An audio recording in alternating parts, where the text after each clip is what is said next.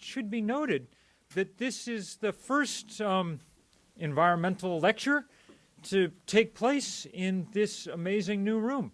And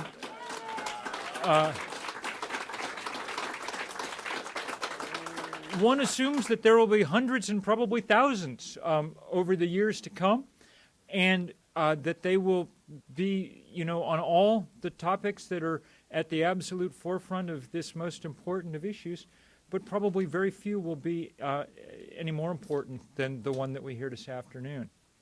Second thing, signal occasion. If I could have the 10 fellows of the stand up from our Middlebury Fellowships in Environmental Journalism, so everybody can see who you are, that would be terrific.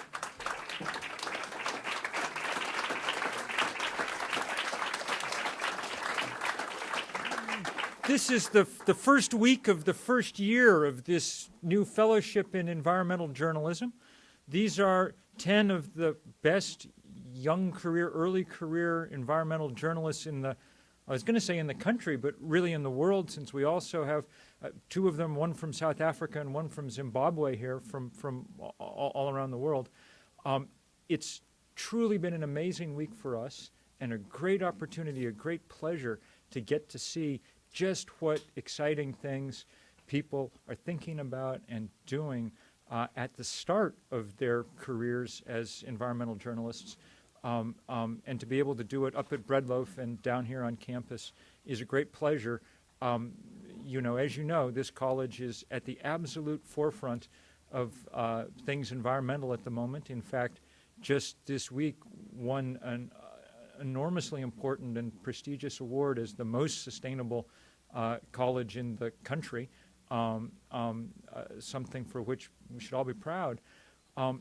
But to see the people who are going to be sort of spreading the word in the years to come about what needs to be done and what can be done on this planet is enormously inspiring. I think especially for me and for Ross, who are old warhorses at this business.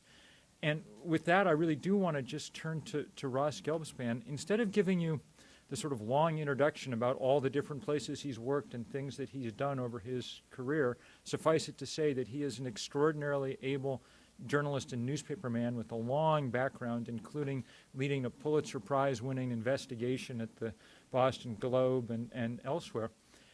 What I really want to talk about just for a minute is his significance and role in the environmental movement and fight in the last 15 years. Some of you will remember, who are of an age, will remember the first kind of burst of interest in global warming in the late 1980s. And in fact, that's when I wrote The End of Nature. It's when this issue was first on the lips of people. The science that we had then is essentially the science that we have today. And I think a lot of us assumed that probably action would follow quickly on the heels of revelation of the fact that the world faced this greatest danger that we've ever had. But action didn't follow, at least in this country. And as the 1990s dragged on, one of the really fascinating questions was why action wasn't following. Why was it that the opponents of this kind of work were able still to find such traction and such power? And that issue was answered in many ways powerfully by Ross's book on climate, The Heat Is On, published in 1997. It not only restated the case about what was happening on the Earth, but it did a marvelous job of providing the investigative underpinnings to understand why so little was happening in Congress. It demonstrated the endless and powerful links between the small network of climate skeptic scientists and the major fossil fuel industry players that in many ways were pulling their strings and shaping to an unbelievable extent the debate around climate. That book was played a very pivotal role in beginning finally the defeat of the climate deniers and of that fossil fuel lobbying effort, an effort that really is on its, well, not its last legs quite, but has certainly been weakened in the years since Ross did that work, and his follow-up book, Boiling Point, also an enormously important volume. I think that there's really no one in this country who's done a more important job of helping us to understand the political place that climate occupies.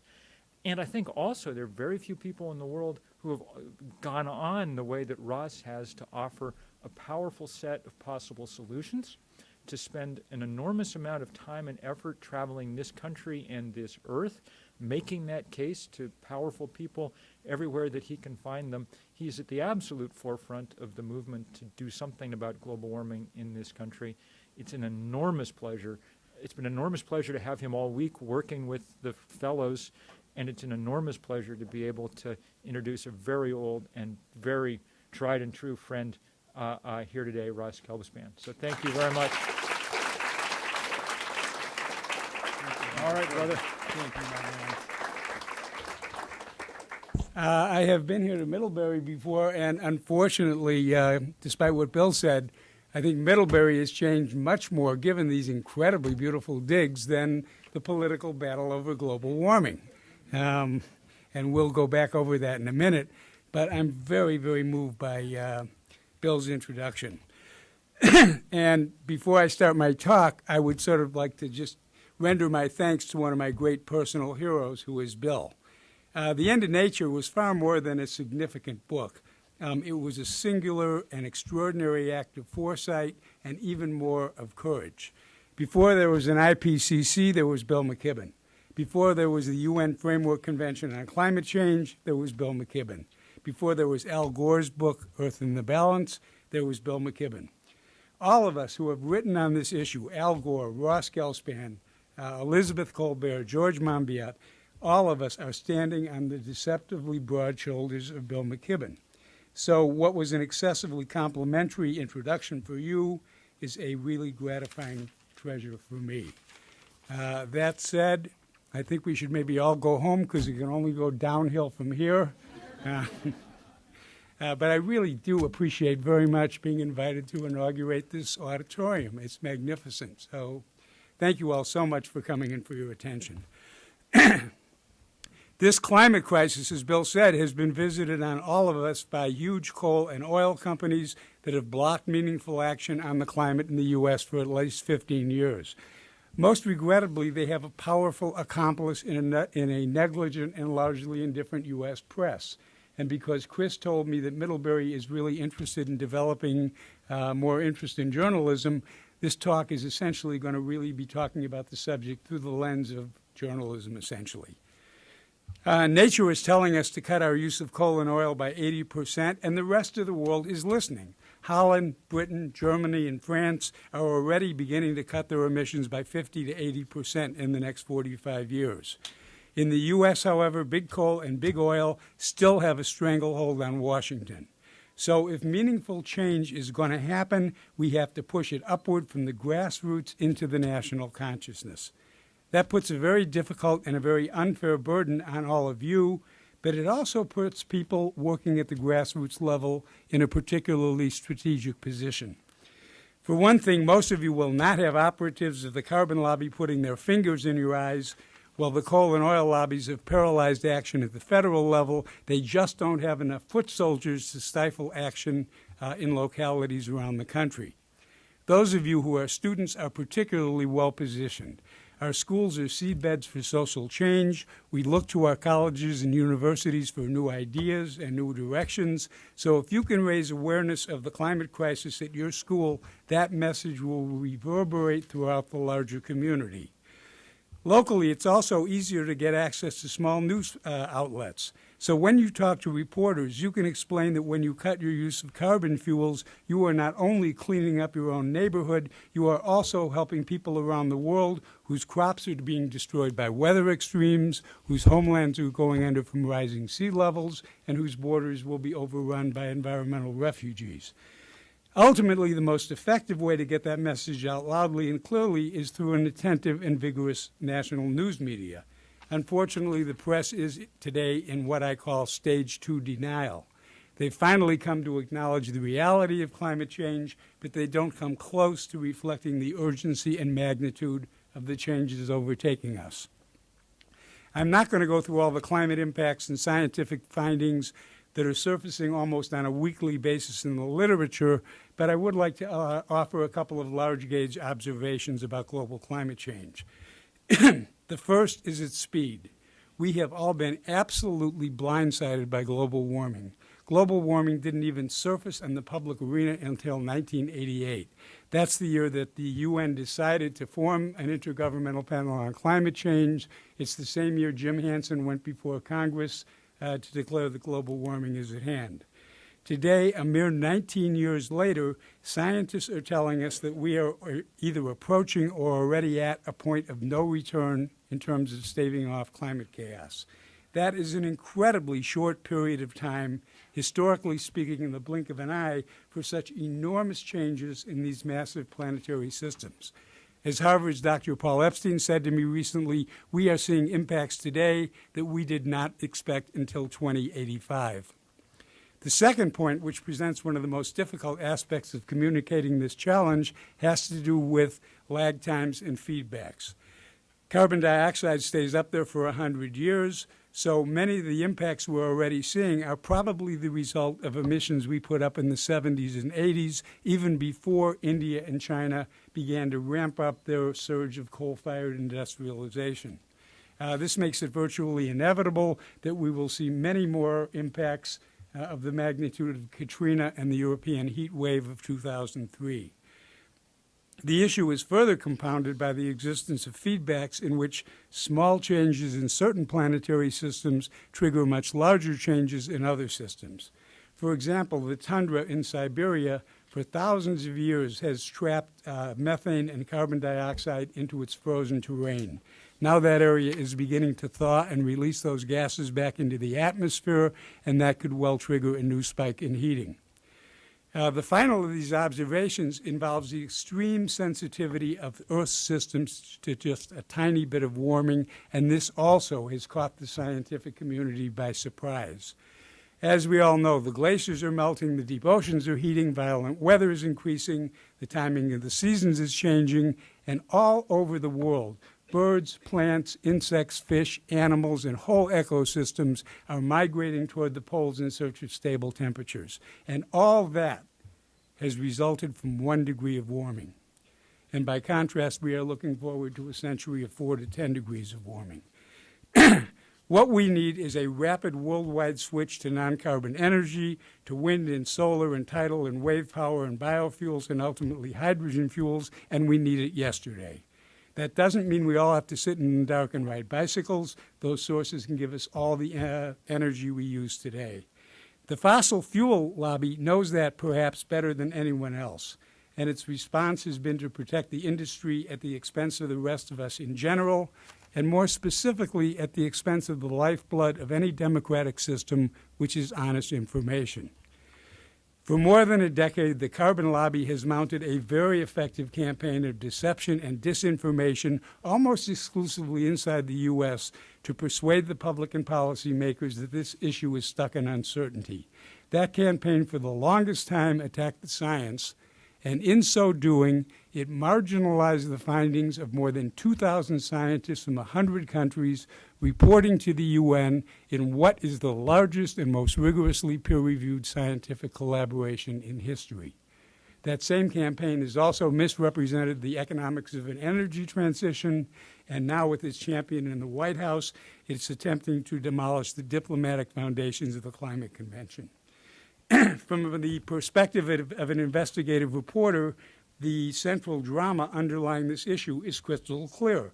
It basically pits the ability of this planet to support our civilization versus the survival of one of the largest commercial enterprises in history.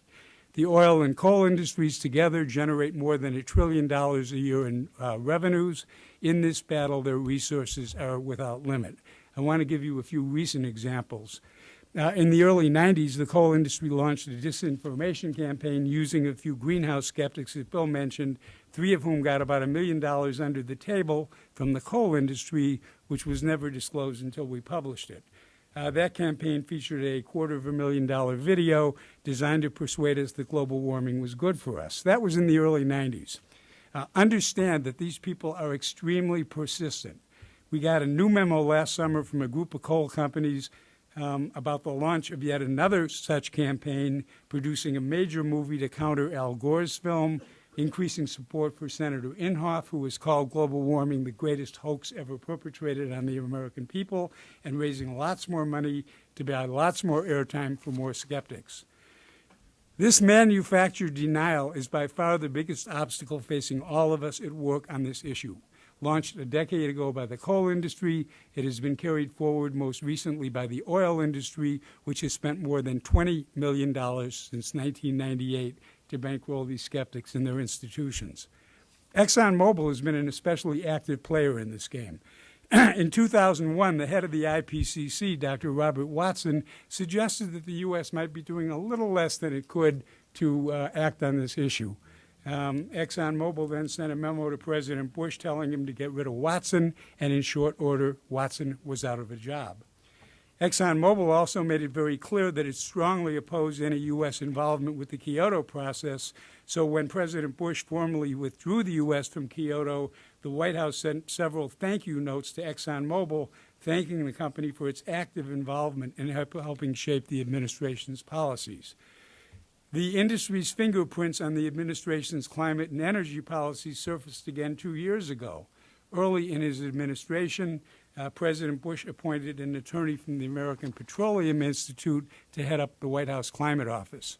When that appointee, Phil Cooney, was found to have personally altered a major scientific document by softening and deleting references to coming impacts in the U.S., he was forced to resign from the White House. 4 days later, he was hired by ExxonMobil. As recently as last summer, the company moved to further distort public policy. That February, 86 evangelical ministers urged strong action on global warming, both to help preserve God's creation and also to care for the most vulnerable among us, who are poor people in developing countries who suffer the most from climate impacts. That was followed 6 months later by a statement from a separate and previously unknown group of evangelicals who proclaimed that climate change is God's will, and it's not that bad anyway. And it turned out that this new group was a $3 million creation by ExxonMobil. And several months ago, Vice President Cheney declared, "We need a big debate to determine the real cause of climate change," as though it had not been settled by more than 2,000 scientists more than a decade ago. Parenthetically, we had some fun with one of the most visible of these skeptics a couple of years ago, Fred Singer. Singer declared in a letter to the Washington Post that he had not accepted any oil industry money for 20 years since he did some consulting gig for an oil company. Shortly thereafter, we published the fact that Singer had received about $75,000 from ExxonMobil in 1998. And lest you think this was an ingenious job of investigative reporting, it happened to be on ExxonMobil's website. Of course, they took down the page right after the article ran. But by dictating this administration's climate policies, the fossil fuel lobby has realized some of its most cherished fantasies, and this is a connection which seems to have eluded the mainstream press. 6 years ago, the president reneged on his campaign promise to cap emissions from power plants. The administration then announced the first draft of its energy plan. It called for up to 1,900 new power plants, most of them coal-fired, which is basically a fast track to climate hell. Recently, one of the country's most prominent scientists, NASA's Jim Hansen, learned he was being censored when the agency ordered him to get prior approval for any media interviews or lectures or papers he published. Shortly thereafter, it was learned that researchers at the government's main climate agency, the National Oceanic and Atmospheric Administration, could not take part in any press interviews without an agency minder being present. This is extremely ominous to a journalist. The reason I was able to write my 2 books as hard as I could was because of what scientists said to me off the record. On the record, scientists speak in very conservative language. They talk in terms of trends and estimates and probabilities. Off the record, they said to me, this stuff is scary as hell. And it gave me a context and a perspective for understanding what I was writing. And that is a perspective I never would have gotten if I had an agency minder sitting at my elbow. In short, the White House has become the East Coast branch office of ExxonMobil and Peabody Coal, and climate change has become the preeminent case study of the contamination of our political process by money. To me, as a journalist, this campaign goes way beyond the normal reach of public relations spin. To me, this basically amounts to an attempt to privatize truth. Do understand that climate change is no longer an issue of science or technology. This is a titanic clash of interests that continues to go on.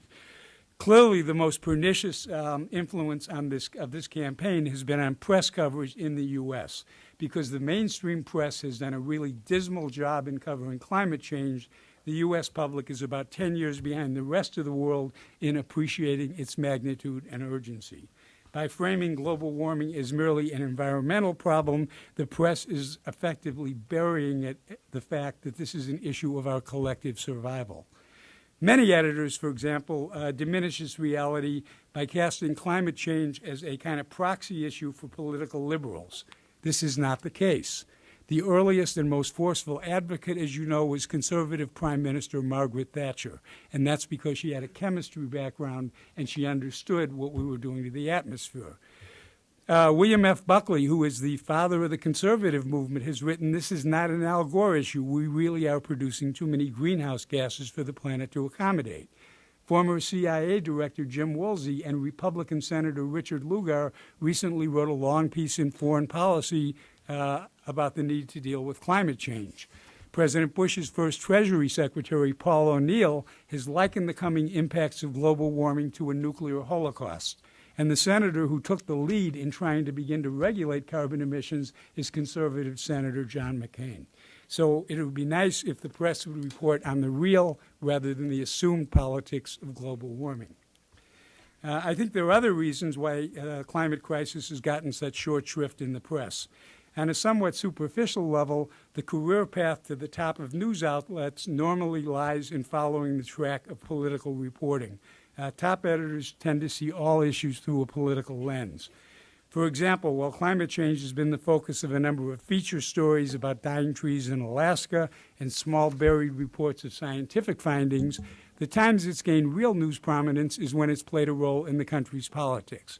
I think of the 1992 elections when the first President Bush slapped the label Ozone Man on Al Gore because of his book Earth in the Balance, and I don't think it's a coincidence that Gore totally ran away from the climate issue when he ran again in 2000. The issue again received prominent coverage in 1997 when the Senate voted not to ratify the Kyoto Protocol, not because of the substance, but because it was a setback for the Clinton White House by a rebellious Senate. More recently, the issue surfaced when President Bush withdrew the U.S. from Kyoto, and that coverage also focused not on the impacts and the reality of climate change, but on resulting diplomatic tensions between the U.S. and the EU.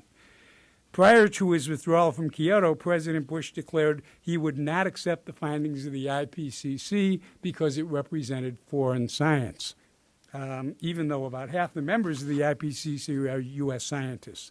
Instead, Bush called for a report from the U.S. National Academy of Sciences to provide American science. What I found astounding was this. Even as the Washington Press Corps reported this story, not one reporter that I read had bothered to check the position of the NAS. And had they done so, they would have found that as early as 1992, 3 years before the IPCC determined that human beings are changing the climate, the NAS recommended strong measures to minimize the impacts of human-induced global warming. The culture of journalism is basically a political culture which is not particularly hospitable.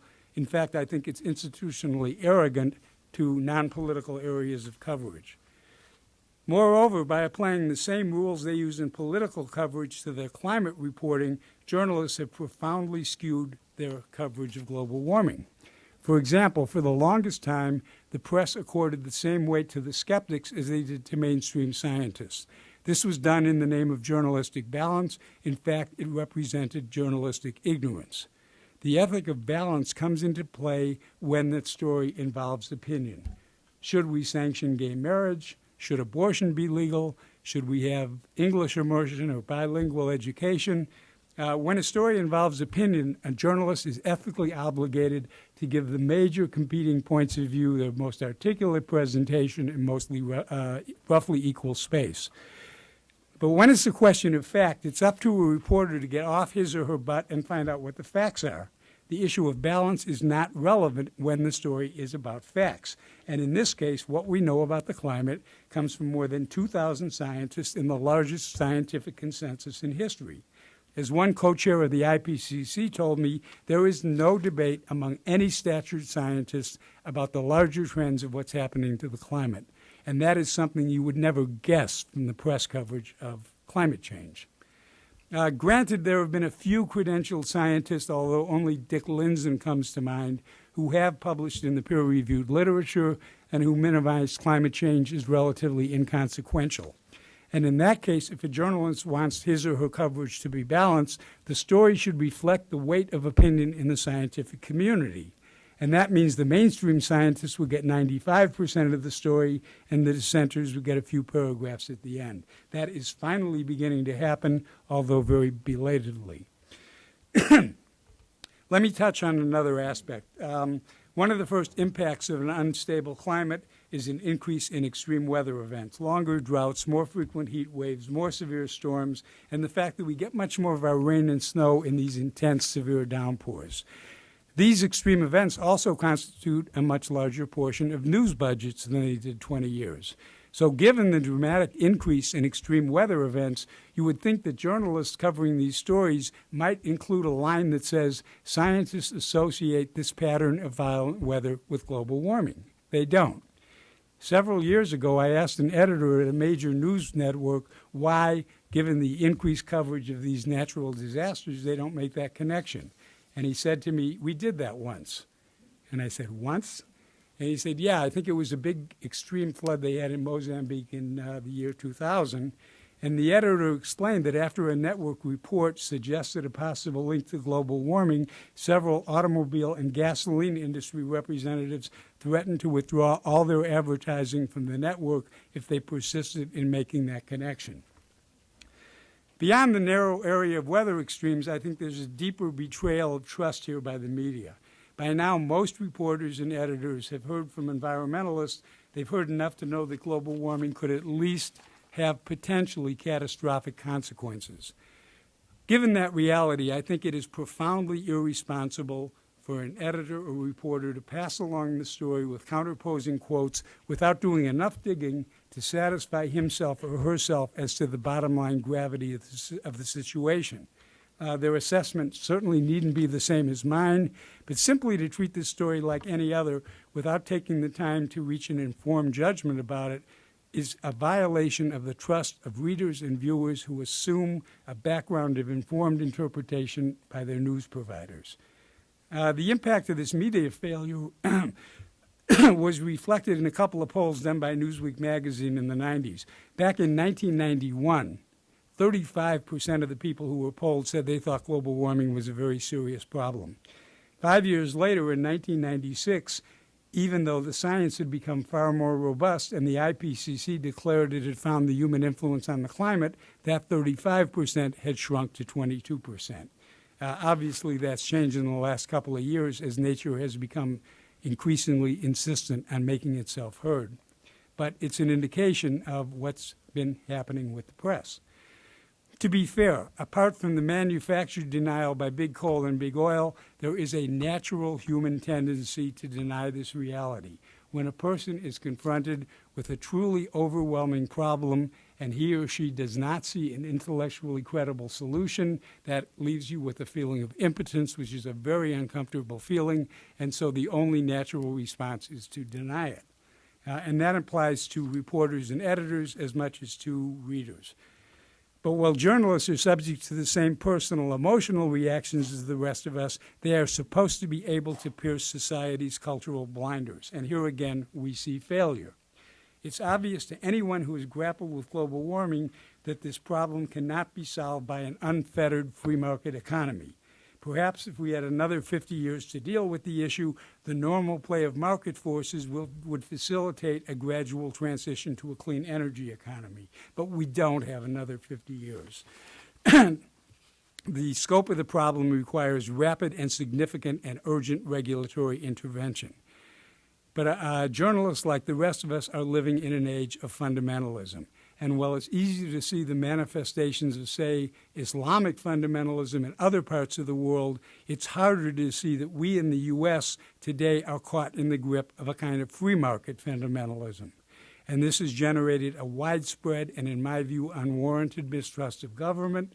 It has condemned the concept of regulation as heresy, and it's turned the word tax into an obscenity. But like it or not, the truth is there is no way that free markets will provide a timely and meaningful solution to global warming. The way news providers frame this issue also makes a huge difference.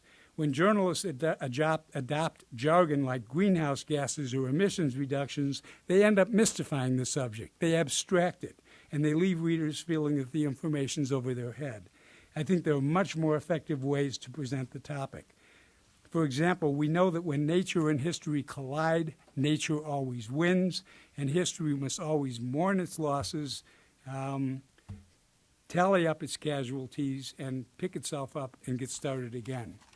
When journalists write about climate change, they could cast it in terms of the economic losses we will see as climate impacts diminish purchasing power and decimate markets abroad in developing countries, or alternatively in terms of the millions of jobs and the surge of new wealth that would be created through a global transition to clean energy. They could be connecting it to international stability by linking climate impacts to migrations of refugees and border conflicts. They could be connecting it to crop failures and water scarcity, and ultimately to issues of national security. There was a recent projection for climate-driven conflict by a group of 4-star generals and admirals, and it's clear that the military planners are way out in front of the press in terms of appreciating the larger political implications of climate change. There are enough aspects to this story: science, extreme weather, technology developments, oil industry movements, terrorism and security, diplomatic tensions, economic ramifications. This story should be in the paper 3 times a week. And rather than being ghettoized as a subbeat of environmental reporters, the issue should be covered in the business pages, in technology coverage, in health coverage, in science news, and on front-page coverage of domestic and international politics. Let me suggest a different and I think more appropriate political lens. A clean environment is not just an object of wish fulfillment for tree huggers. A clean environment is a basic human right, and without it, all the other human rights for which we have fought so hard will end up as grotesque caricatures of our deepest aspirations. Reframing the climate crisis could also help us navigate this very disorienting time we are living through. All kinds of boundaries are getting blurred between the local and the global, between personal health and planetary die-offs, between realism and alarmism, between environmentalism and democracy. It's particularly confusing to sort out the local from the global. In fact, it may be a wrong-headed way to think. I'm really not sure. For example, some environmental group websites tell us that more than 100 million Americans don't have access to safe drinking water. Well, there are about 2 billion individuals globally who face daily water shortages, partly because of the prolonged droughts and accelerated evaporation rates that accompany a warming atmosphere. Recently, one of my daughters, whose work takes her frequently to Latin America, told me that in Bolivia, people are abandoning whole villages because the glaciers are disappearing and they no longer have fresh water to irrigate their crops, so they're moving into these cities that are becoming increasingly chaotic and unmanageable. So here's the real challenge for all of us. How do we, in the most immediate and compelling way possible, get the press to present this story in all its aspects? One way, I think, is to focus on solutions. Individually, we can reduce our carbon footprints by using mass transit, by carpooling, turning down our thermostats, and changing our light bulbs. The bad news is that while many environmental problems are susceptible of correction by lifestyle changes, global warming isn't one of them. That's not to say you shouldn't take personal action. It is to say that if you do, what's really important is that you tell 100 other people why you're doing it. And that way you can create the political base that will allow politicians to make the really large-scale changes that nature demands.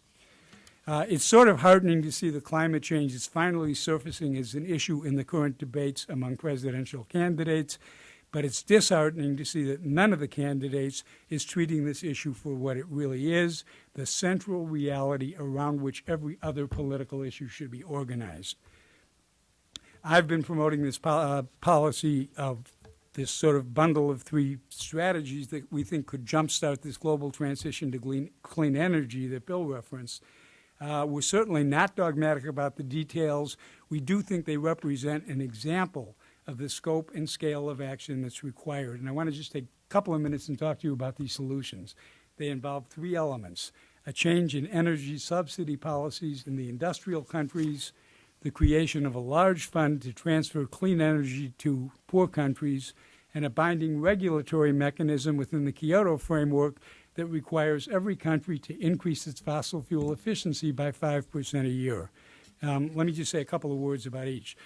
The federal government has traditionally spent about $25 billion a year subsidizing coal and oil. Under the Bush administration last year, that figure was $37 billion. In the industrial world overall, it exceeds $250 billion. If all those subsidies were removed from fossil fuels and put behind renewables, the oil companies would follow the money and become aggressive developers of solar panels and windmills and fuel cells.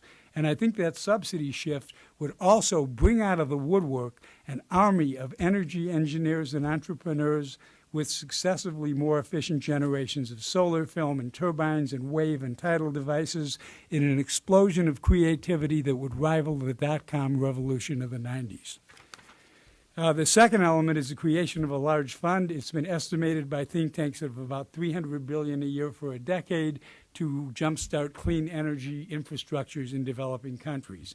You can get this from carbon taxes in the north.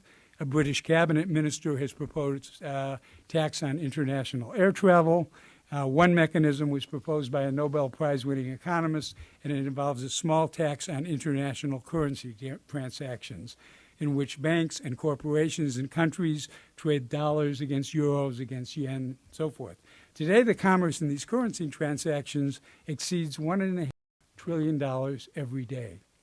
And were they to be taxed at the rate of a quarter of a penny on a dollar, for technical reasons, they would net out to about $300 billion a year for wind farms in India, fuel cell factories in southern Africa, hydrogen farms on the deserts of the Middle East.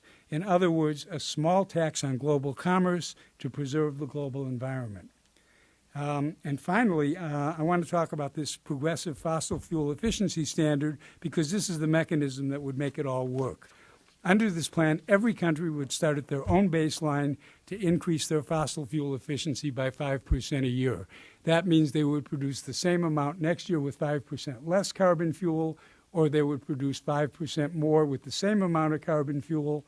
And since no economy grows at 5% for very long, emissions reductions would outpace long-term economic growth.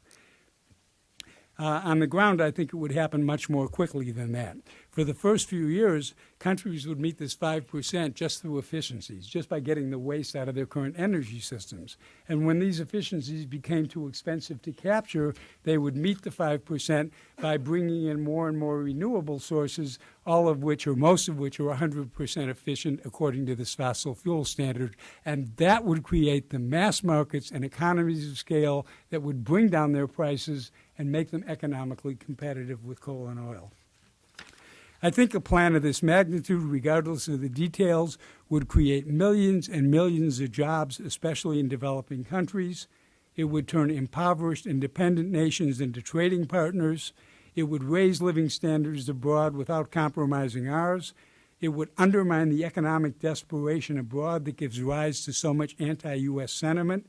And in a very short time, it would jump the renewable energy industry into being a central driving engine of growth of the global economy. A final observation here: I think an antidote to the generalized denial that provides such fertile ground for these industry campaigns lies in an understanding that a switch to renewable energy represents a pathway to a richer, more equitable, and more secure world. And again, that's something you would never know from press coverage. It's only when that global inequity is redressed that we as a world can begin to gather all of us, to replace our material and acquisitive gratifications with the deeper rewards of intellectual and aesthetic creativity, of playful competitions, and of the truly abiding connectedness that comes from civic engagement, social relationships, personal friendships, and a sustaining and pervasive attitude of appreciation for our human and natural world. Stepping back for a moment just to conclude to a wider angle vantage point, the economy is becoming truly globalized. The globalization of communication now makes it possible for anybody in the world to communicate with anybody else all over the world. To me, that is a breathtaking development. And since it is no respecter of national boundaries, the global climate makes us one. But while the world is changing around us, our way of thinking is not keeping pace. For example, I think we are still bogged down by a stale and outdated nationalism, which in fact we long ago outgrew. I think our identity today depends much more on our common biological roots than on our different geographical ones. And that implies the outlines of a world in which, on the most pedestrian level, we eat locally and regionally grown food, and we take our energy from decentralized sources that are best suited to their natural surroundings. In terms of social organization, it implies to me a world in which most governance decisions are made at the local grassroots level through some kind of a consensual democratic process, with a few specific areas of governance taking place at a global level through our representatives. It also implies a very different way of thinking about economics. Just for one quick example, the real economic issue involved in rewiring the world with clean energy is not cost. The real economic issue is whether the world has a large enough labor force to accomplish its task in time to meet nature's deadline. We are already seeing the accelerating extinction of species, the infestation and destruction of forests, the cruelty of a prolonged drought that has forced herders and growers into a nightmarish conflict over a shrinking patch of viable land in Darfur. In the coming years, changes in the climate will bring with them immense losses, and I think they will test our spirits in ways they have never been tested before. But these same changes in the natural world will also give us a unique opportunity for a huge growth spurt in our social evolution. As nature washes away part of our history, it will also create a new space in which we can begin to restructure ourselves in ways that are simultaneously local and global, that are enduringly sustainable, and most emphatically, fundamentally equitable. In other words, nature will be exacting a terrible price in exchange for giving us one more chance to try one more time to finally get it right. And one indispensable element of getting it right requires a press that tells us the truth. And the truth is that we are now crossing a threshold into an era of runaway climate change. The transition will be hard. There is no body of expertise, no authoritative answers for this one.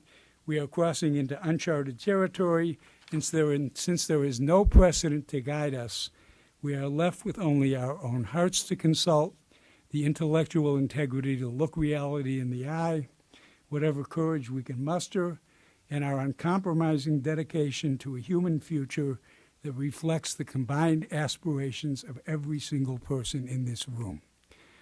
So thank you all so much for your attention.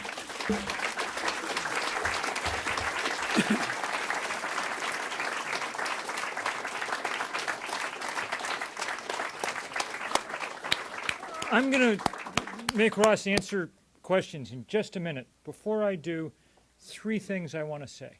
One is, if you enjoy this kind of thing, every Thursday at 12:15 for you freshmen, the Environmental Studies Colloquium meets in this room beginning, Diane?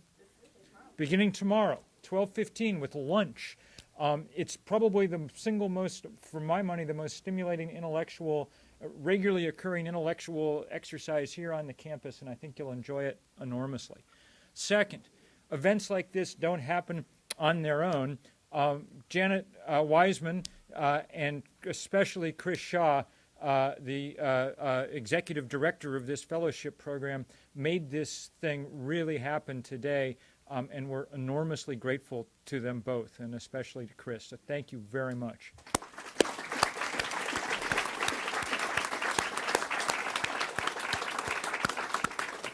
final thing, just in case were mildly bummed out by what Ross had to say, I'm just going to add one tiny news update from today, okay? Just as I was coming in, I noticed on my computer a news flash coming in, and so I peeked at it while Ross was talking. And it concerns a neighbor of ours, Federal Judge William Sessions, an Addison County neighbor of ours, who earlier today in a landmark ruling overturned the objections of the Detroit to the new California auto emissions, which will now be in effect in California, in Vermont, and in a lot of other places. So a big step and a good thing. How about Ross will answer questions if that's... I'd be happy to. Stay with me because my hearing is bad. Okay, So if I don't get the- okay. Ross, I was going to say, Ross will answer questions, and then there's books outside, cookies outside, other stuff outside when we're done. But Ross, if you don't, I'll just sort of hang around here, and if you don't hear, Okay. I'll fire away, folks. Tomatoes, eggs. Rich. I'm not at all bummed out what you said. You presented a vision of, I think, a reasonably achievable future that will get us out of the problems we're facing. I have a very minor nitpicking question, maybe for both of you, about a matter of terminology. You use the term clean energy many times, and the press uses a lot. And I wonder if that's a confusing term. And I wonder if it's a confusing term because people think of horrible toxins belching out of smokestacks, and they said, oh, if only we could, stop doing that, we'd be okay. But that isn't what the climate thing is about, and that isn't what greenhouse emissions are about. They aren't about dirty energy. In fact, they're about energy that we make as clean as possible as long as we're going to combust fossil fuels, and we get rid of all those bad toxins and the mercury and the sulfur and everything else, and we make nice pure carbon dioxide, which is just what we want to make when we burn these fuels. So I wonder if that term confuses the public and makes them think this problem is just like all the others that we sort of solved, the acid rain problem, the ozone problem, and it is much deeper. It's a good question. It's shorthand for non-carbon energy, Yes, basically. And that probably is a better phrase to use. So on the other hand, you're the first person who's raised that, so I'm not sure how confusing it is. But absolutely, we should be more explicit about non-carbon-based forms of energy.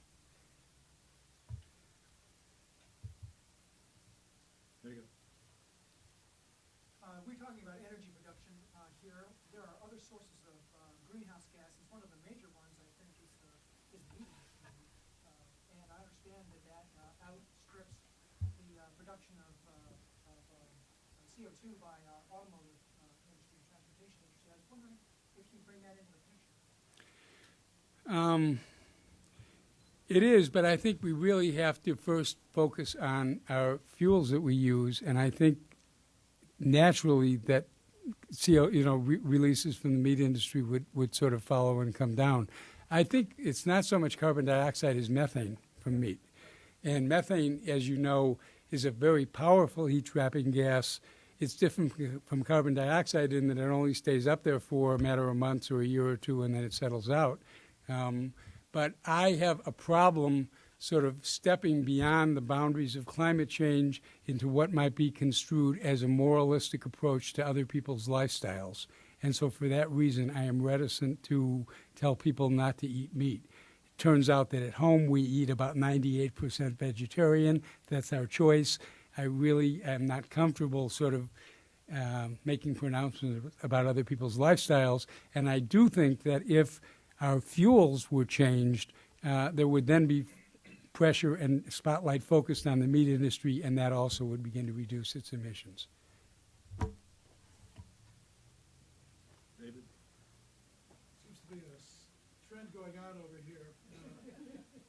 You mentioned at the very beginning that the U.S. press has largely ignored the global climate change crisis, but not so in some countries of Europe.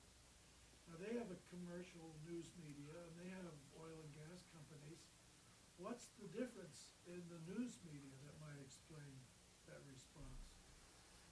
It's a really good question, and I'm not sure what the difference is, but absolutely. I mean, I also get the Financial Times, and their stories about climate change 3 times a week in the Financial Times, and probably 2/3 of the items I put on my website are from foreign English language, but foreign newspapers.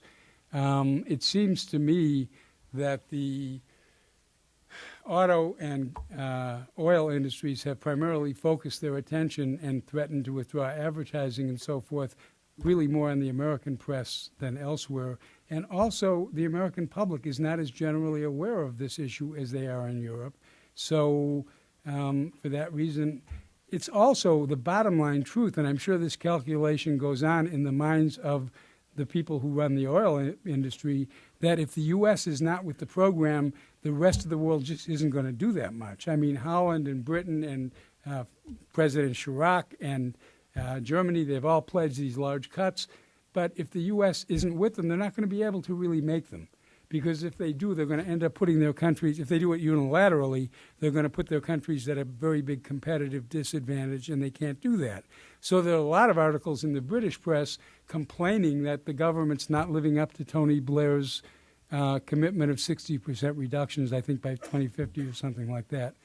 But in fact, they can't without putting themselves at a competitive disadvantage. And I'm sure that's the calculation of the oil industry and the coal industry, and that's why they're really focusing more on the U.S. than on the European media. That's my speculation.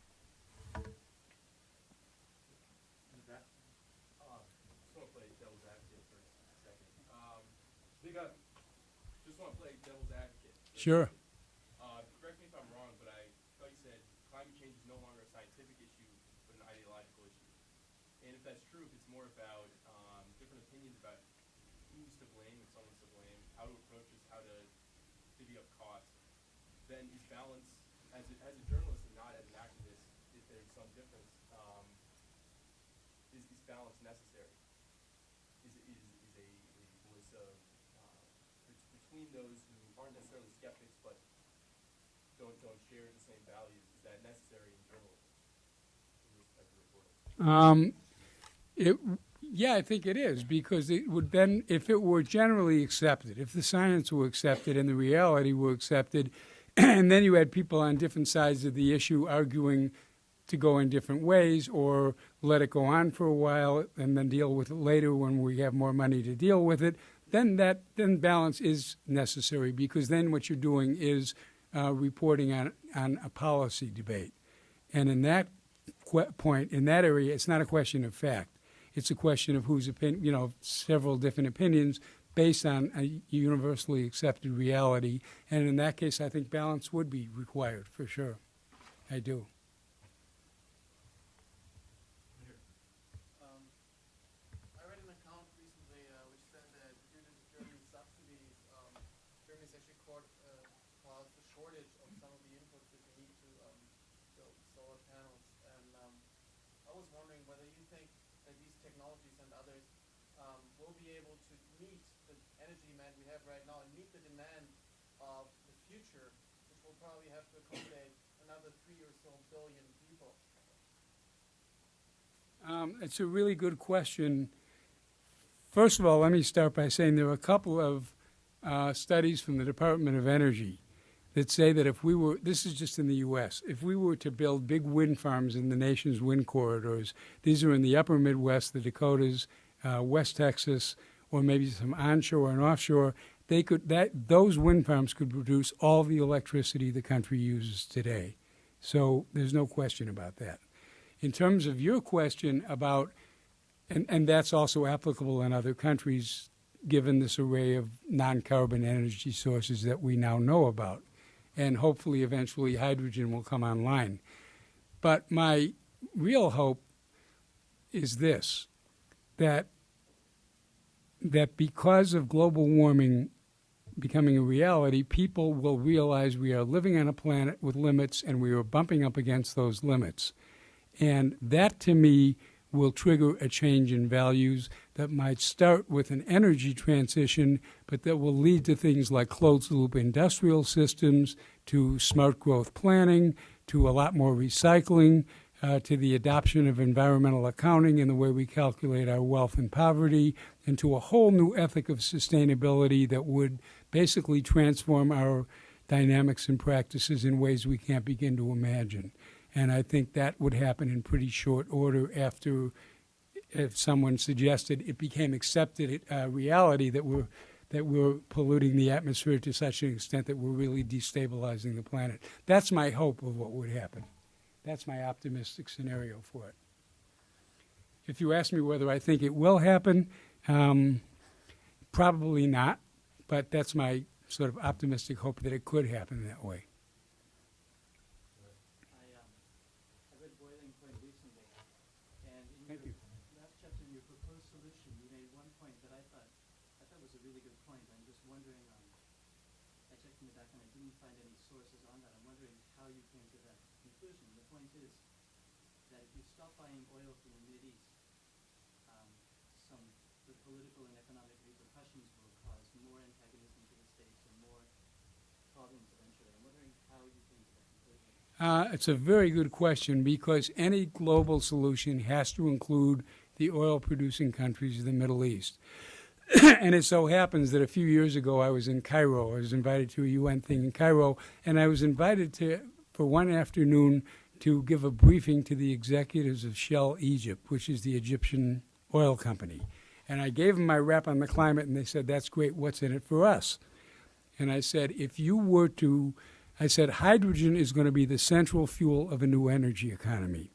And if you were to cover your deserts with saltwater pipelines and windmills and photovoltaic panels, because you make hydrogen by the cleanest way to make hydrogen is by putting electricity into water, you could be an energy supplier or hydrogen supplier to Europe and to West Asia and North Africa, and you could still maintain your geopolitical role by using the resources on top of your deserts instead of the resources underneath them.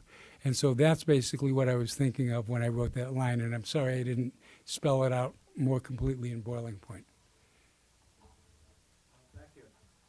One of the things which I thought was really inspiring about your talk was that you presented a solution, which is something that you don't often hear or see journalists doing.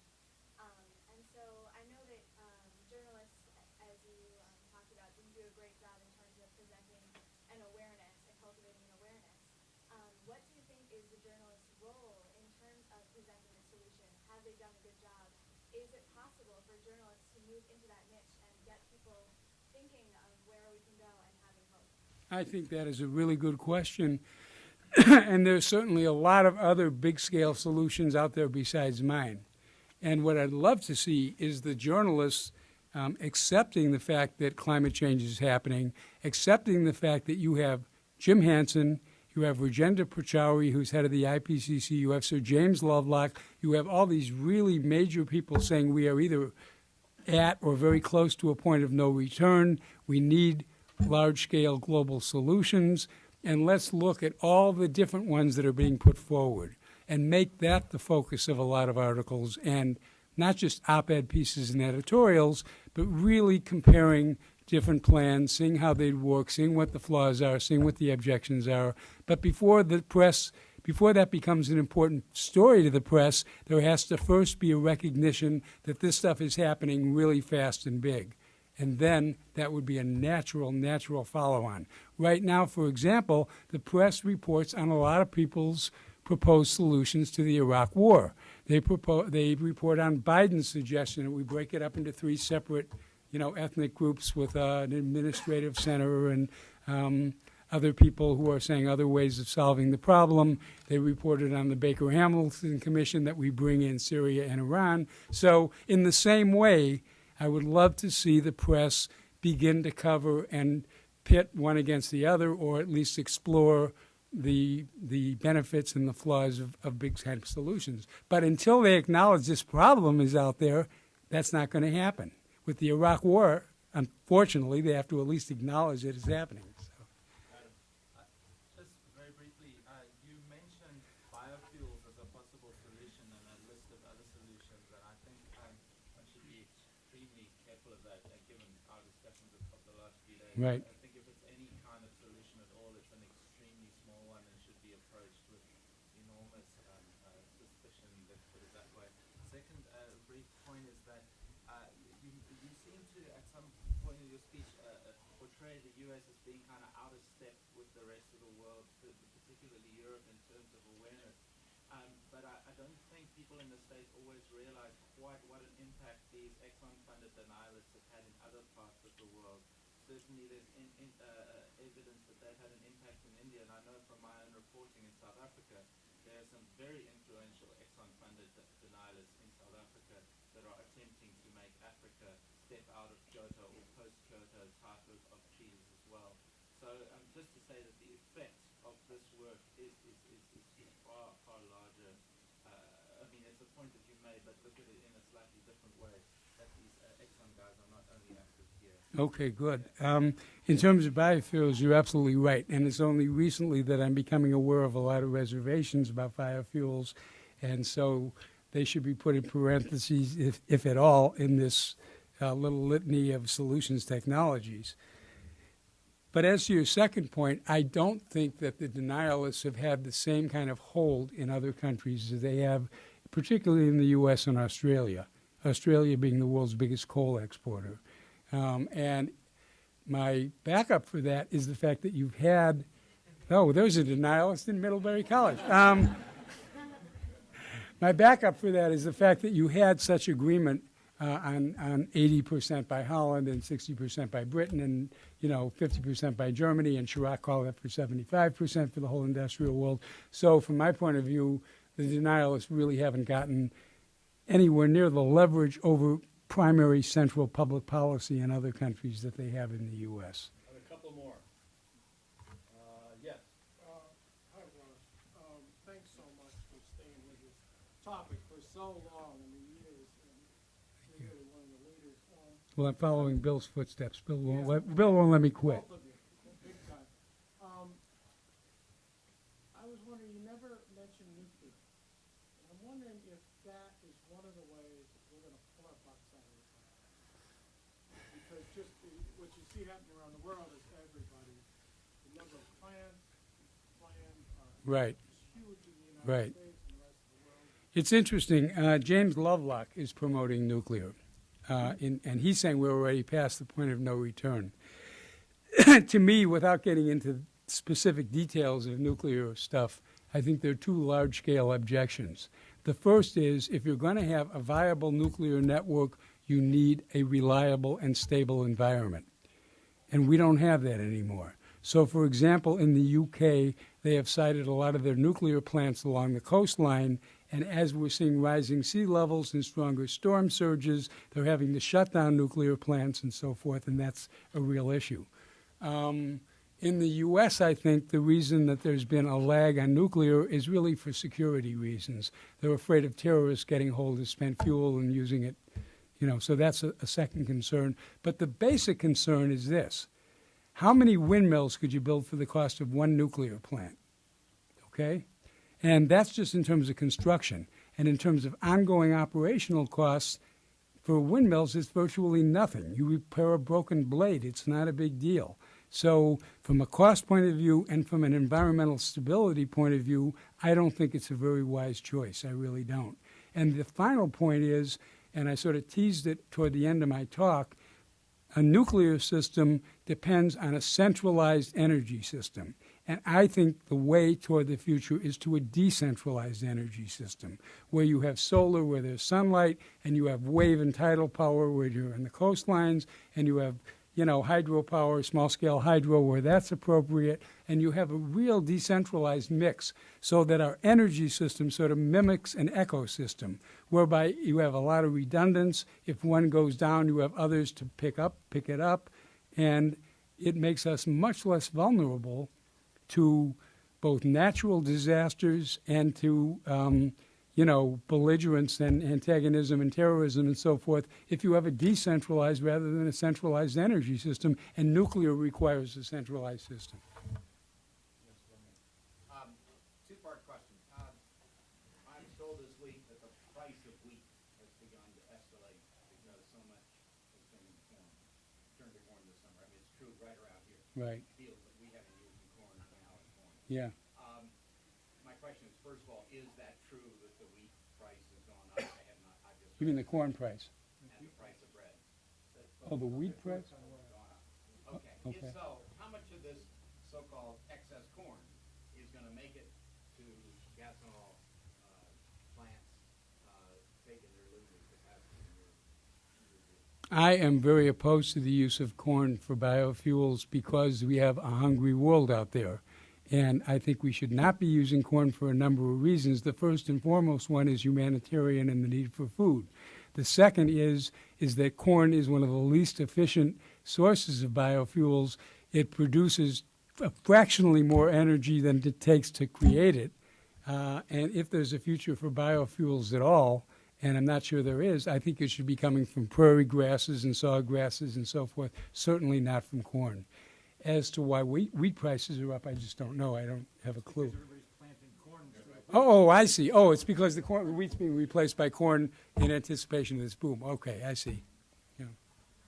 Anyway, that's my response. Thank you, Ross. I think we have refreshments in the hallway, books to buy and have signed, which I'm sure Ross will be happy to sign. And you can hang around and talk to him for another half an hour or a little bit more. So thank you. Thank you all very, very much. Thank you. You are a great audience to talk to, and you have really intelligent questions, and I really appreciate it. So thank you very much.